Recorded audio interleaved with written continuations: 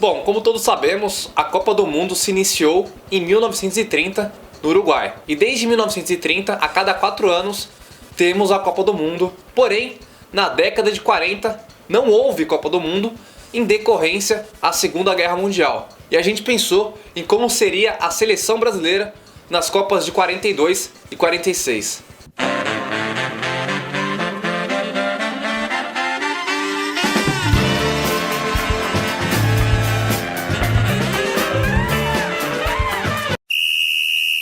Naquela época e até pouco tempo atrás, nós poderíamos falar seleção brasileira, porque a seleção brasileira era representada por jogadores de honra. Hoje em dia, com escândalos de entidades máximas como a CBF, como a FIFA, a entidade máxima do futebol, os jogadores que não dão valor, a camisa forte, a camisa pesada que é a da seleção brasileira, em função dessas pessoas, dessas entidades, eu não posso chamar a seleção brasileira de seleção brasileira. Então, como a CBF não me representa, fiz uma alusão, uma homenagem ao Hermes e Renato, unidos do caralho a 4, porque esse deveria ser o nome real dessa entidade. E ao lado, a pessoa que nos inspira, que é o José Carlos Lippe, nosso padrinho do Mais 5 Minutos.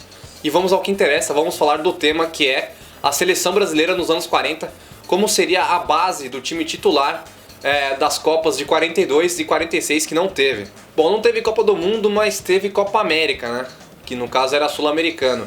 Então a nossa pesquisa foi embasada na seleção da Copa América e os jogadores que viviam um melhor momento em seus times. Portanto, vamos às escalações de como seriam essas duas Copas nessa década de 40. A começar em 42, no gol, os goleiros que estavam no auge eram o Caju, do Atlético Paranaense, e o Aimoré Moreira, do Botafogo. O Caju foi o goleiro titular da Copa América no começo dos anos 40. Então há uma briga boa nessa posição. Eram dois goleiros muito bons. O Aimoré Moreira tem mais nome, mas o Caju foi o titular, jogando todos os jogos. Então tem essa rivalidade em quem seria o goleiro titular. Eu apostaria no Caju pela titularidade na Copa América, embora o Aimoré Moreira tivesse sido um bom goleiro. Os 4 defensores tinham um trio do Rio de Janeiro e um jogador do Corinthians, e o Norival, e o Afonsinho do Fluminense, o Jerico do Vasco e nada mais nada menos que Domingos da Guia, naquela época jogava pelo Corinthians. O pessoal hoje, essa molecada, eles veem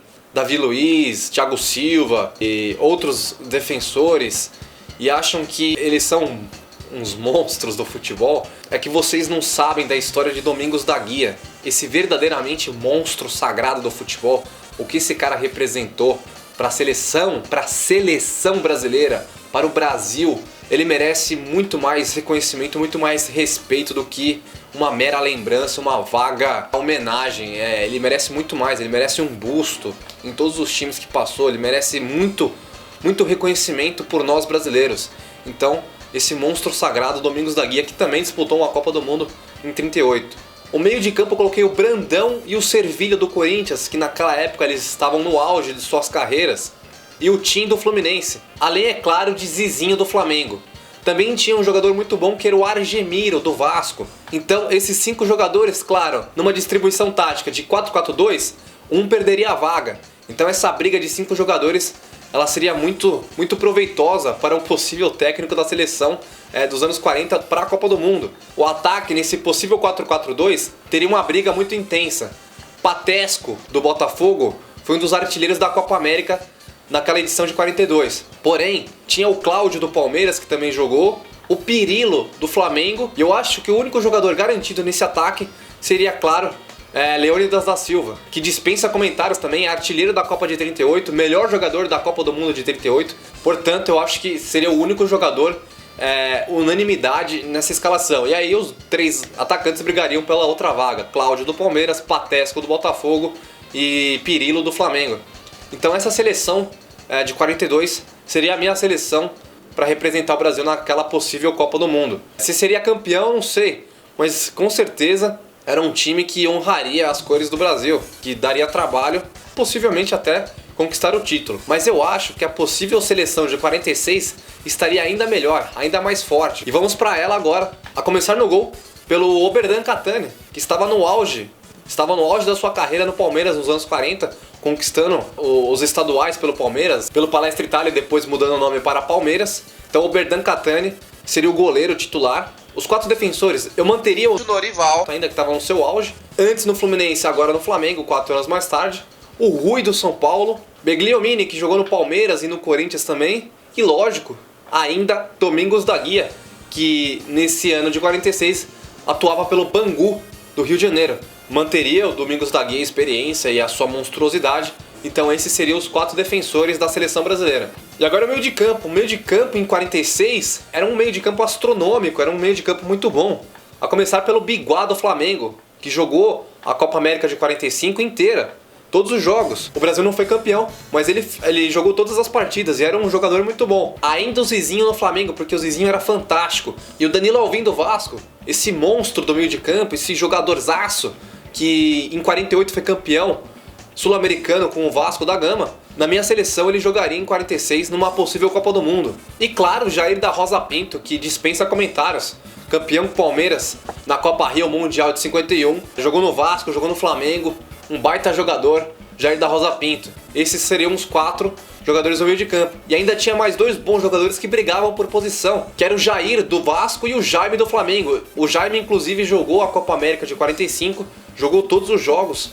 E então ele brigaria muito facilmente por uma posição nesse meio de campo dessa seleção de 46. Pra você ver como seria muito boa essa seleção de 46, que ao meu modo de ver, brigaria fácil pelo título da Copa do Mundo e possivelmente ganharia. Tanto que essa seleção imaginária foi uma base para a Copa de 50, que chegou até a final, perdeu para o Uruguai no Maracanaço.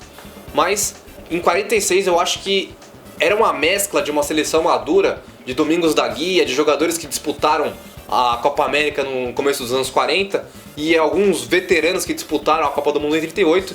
Então era uma seleção mesclada de jovens e bons jogadores com a experiência de alguns monstros. Portanto, acredito que brigaria facilmente pelo título da Copa do Mundo de 46. E o ataque é aquele ataque dos sonhos, né? Leônidas da Silva, eu levaria com 33 anos, mas eu levaria, porque o Bebeto foi para a Copa de 98 com 34. Com 33 anos, você pode falar que estava em fim de carreira, talvez estaria, mas um jogador como o Leônidas da Silva, o fim de carreira equivale ao começo da carreira. Um jogador desse é um gênio. Um gênio, ele é um gênio com 20, 30, 40 anos, até o fim da carreira e depois continua sendo um gênio. Então eu levaria o Leônidas da Silva como titular, e lógico, o Heleno de Freitas, jogador polêmico, jogador fantástico, ilustre, Heleno de Freitas, que tinha um sonho de disputar a Copa do Mundo e por causa da guerra, ele nunca disputou a Copa do Mundo, disputou apenas a Copa América e foi artilheiro da Copa América. E naquela altura o Heleno de Freitas atuava pelo Botafogo. Então esses 2 monstros do ataque, eles teriam sombras também, jogadores brigando pela posição que não eram tão geniais quanto esses 2 mencionados, porém eram bons jogadores que representariam facilmente o ataque da seleção, que era o Tesourinha do Internacional de Porto Alegre, o Jorginho do América do Rio, querido América do Rio, e Ademir Menezes, outro monstro do futebol que também foi campeão sul-americano com o Vasco em 48 e atuava pelo Vasco em 46 também. Era um ataque muito poderoso, tinha uma reposição muito boa caso precisasse, caso o Heleno ou o Leônidas se machucasse, e tinha um meio de campo muito forte, muito bom, com o Zizinho, com o Jair da Rosa Pinto, com o Danilo Alvim, e a defesa era experiente, com o Domingos da Guia e o Berdan Catani. Então eu acredito fidedignamente que o Brasil levaria aquela Copa se não fosse a merda da guerra, da Segunda Guerra Mundial, onde as pessoas trocaram chuteiras e bolas por armas e bombas e ao invés de fazer a festa nas arquibancadas, em torcer pelo futebol, pela alegria, eles estavam preocupados em propagar o ódio. Vem o Everton, vem o Tio, para a esquerda, para fora! Lá vem o Douglas Costa, partiu para a bola, de esquerda para fora!